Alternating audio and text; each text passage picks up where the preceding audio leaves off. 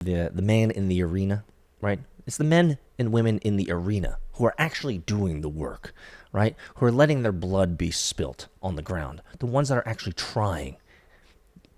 I'd prefer very much to be the man in the arena rather than the critic in the crowd. At least I tried it. At least I did it. And with your help, my friends, I think we'll be able to succeed.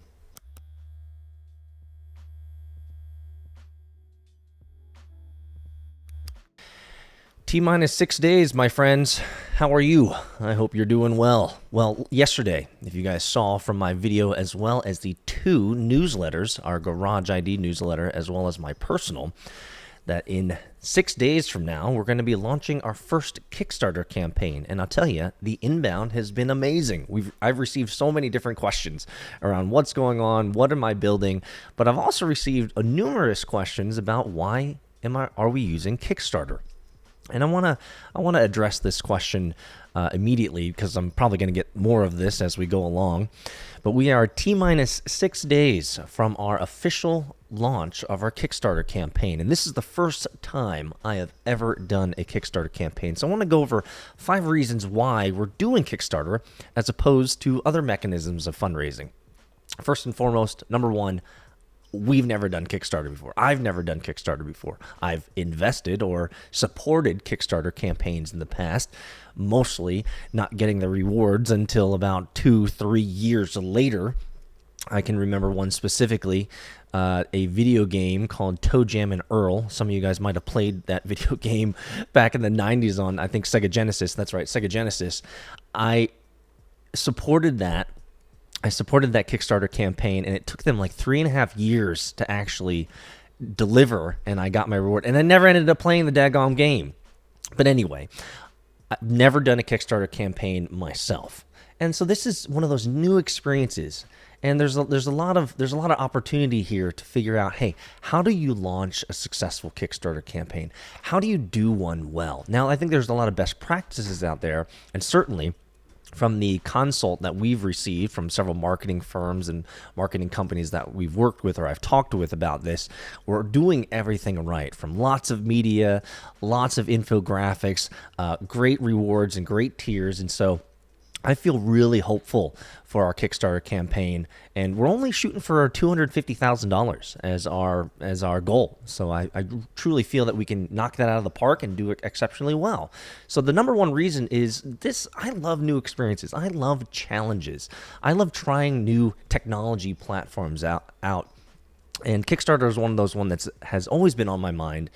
And I'd love to try it. I'd love to see if we can succeed in this and do it exceptionally well. So that's number one. That's the first reason why we're doing Kickstarter. It's just a new experience. Number two is a more pragmatic reason.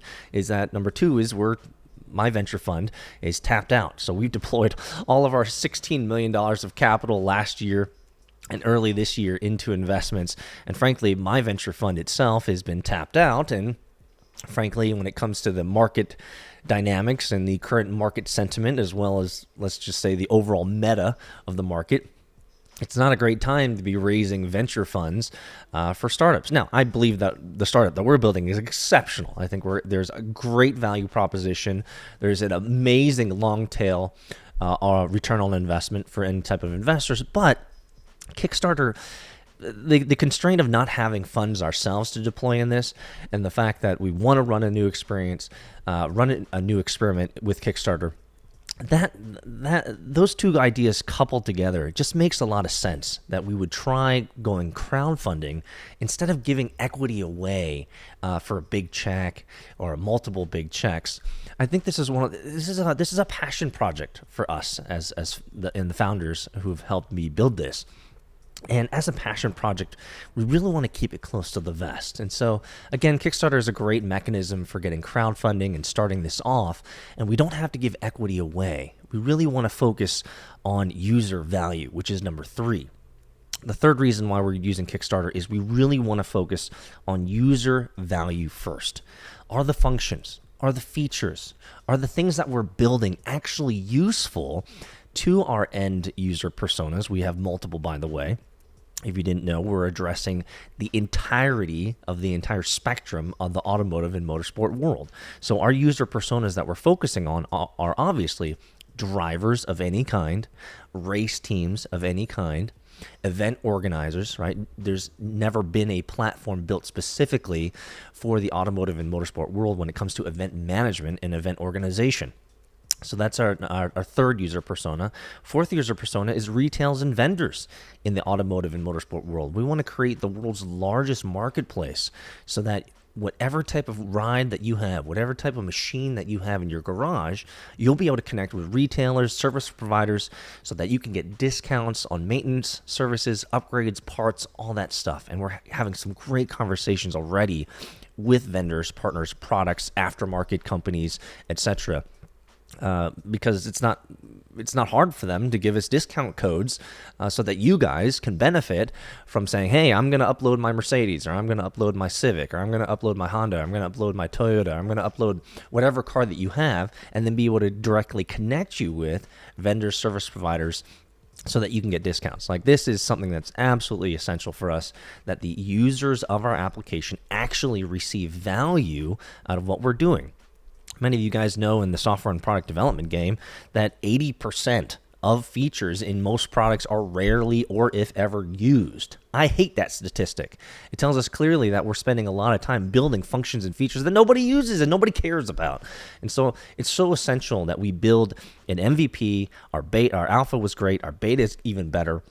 And making sure that the feedback we get from our users, our VIPs, as well as our launch team, which is going to happen in 6 days, that we get the feedback from them to say, we're actually using these features, it's actually providing value, you've created the right mechanisms, you've created the right flow, and it's easy to use. And so for us, that's the third reason why we're using Kickstarter, is we want to focus on user value first.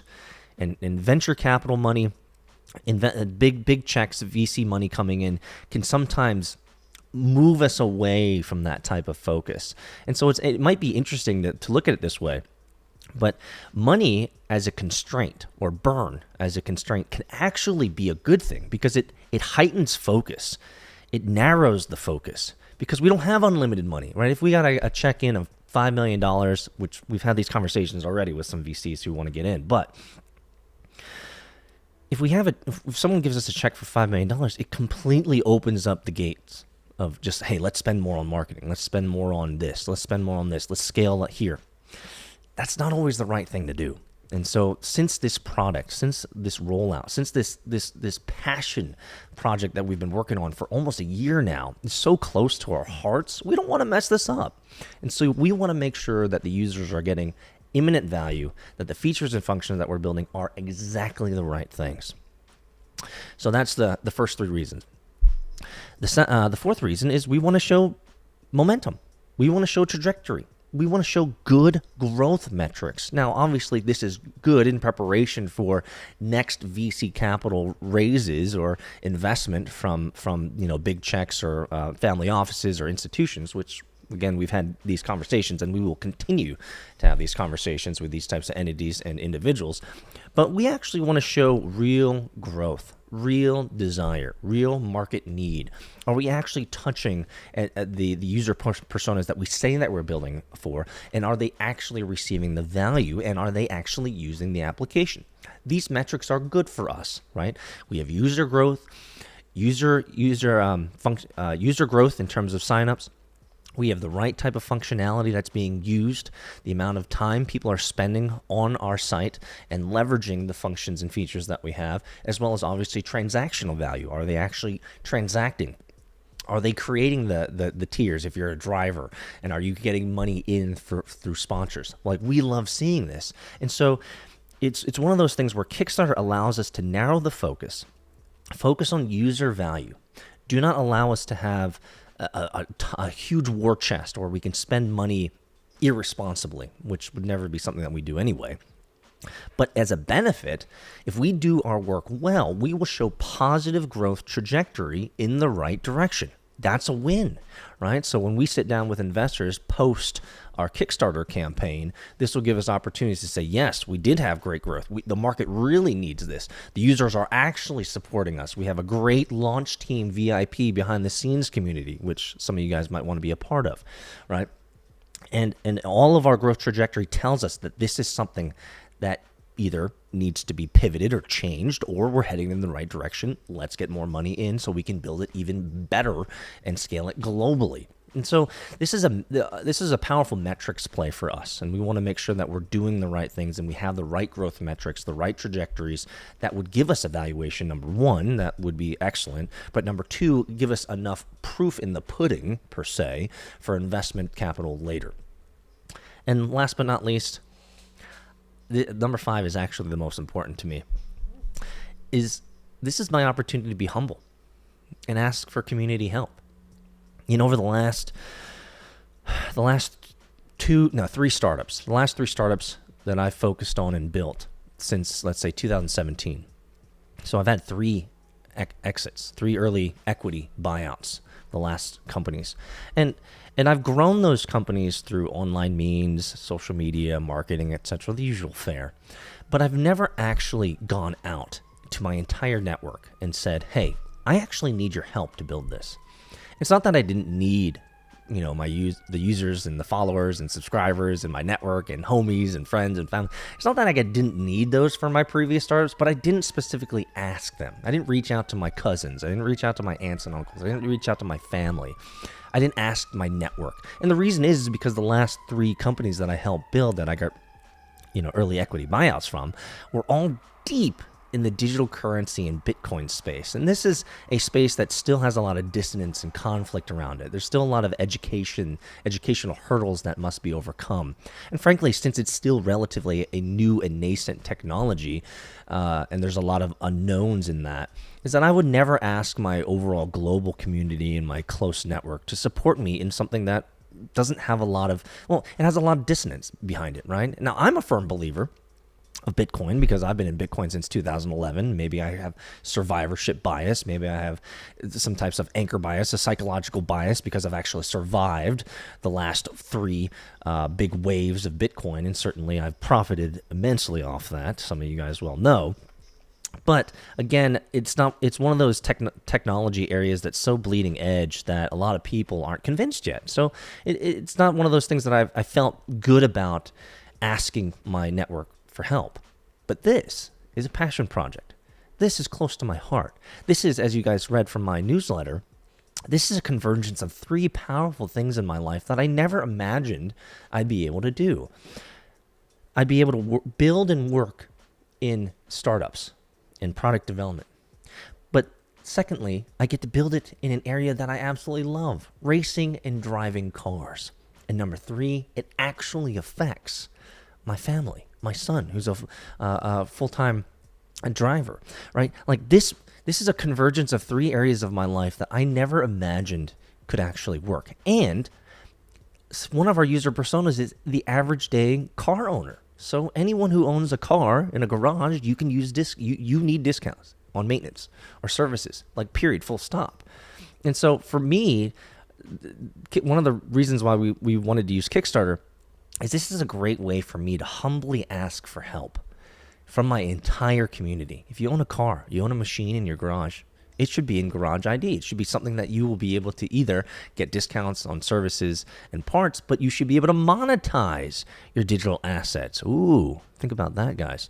And so this is a Kickstarter is a great humbling mechanism for me. And I hope I'm communicating this effectively well to you guys, but it's one of those things where it's like, it could fail. I mean, we could not hit our target. And that would be a kick to the groin for sure. 100% it would be a kick to the groin, but I'd learn a lot. And so I don't fear failure. I remember having a conversation a couple startups back with one of our marketing guys, and this guy was a complete snowflake. He was one of those guys that absolutely had no autonomy of life. He needed to make sure that he was told everything that he needed to do. He was kind of a slave mentality, a top-down directive mentality, where he wouldn't move unless his higher-ups told him exactly what to do. And I remember having a conversation with him about what he considered to be a friction-creating message in video. And I remember sitting down with him. He lives up in New York, and I told him, I said, I'm not afraid like you are. I mean, it can be pretty terse conversation, but I told him, I said, I am not afraid like you are of the ramifications of our efforts. I'm not afraid of trying new things. I'm not afraid like you are of failing, because we must try. Who else is going to try? And so it does not bother me. It does not give me any anxiety that our Kickstarter campaign could fail. We're going to learn a lot. I'm going to learn a lot. And at the end of this, I'll be able to say that I've done it. And hopefully I'll be able to say, with your help, that I've done it effectively well. And we did raise our goal of $250K. But if not, I'm going to have a great story around it either way. I think there's that great quote, right? The man in the man in the arena, right? It's the men and women in the arena who are actually doing the work, right? Who are letting their blood be spilt on the ground. The ones that are actually trying. I'd prefer very much to be the man in the arena rather than the critic in the crowd. At least I tried it. At least I did it. And with your help, my friends, I think we'll be able to succeed. Keep the hammer down, my friends.